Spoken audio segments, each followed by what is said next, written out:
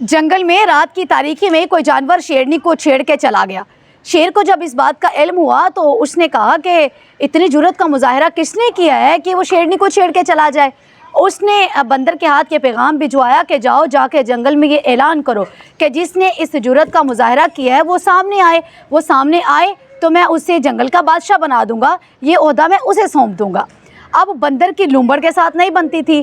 بندر نے لومبڑ سے جا کے کہا کہ اگر تم یہ ذمہ داری قبول کر لو نا تو تم جنگل کا بادشاہ بن جاؤ گے۔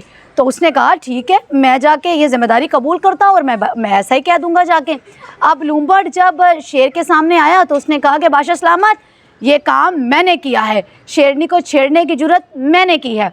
تو بادشاہ سلامت نے حکم دیا کہ اس کو درخت سے باندھا جائے۔ جب درخت سے باندھا گیا تو باقی سارے جانوروں کو بلایا اور کہا کہ ہر جانور اسے 100 جوتیاں مارے۔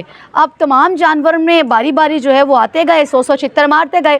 جب بندر کی باری آئی تو بندر کی طرف جب اس نے دیکھا تو بڑے غصے سے جو ہے وہ لومبڑ نے دیکھتے ہوئے اپنا چہرہ دوسری طرف کر لیا۔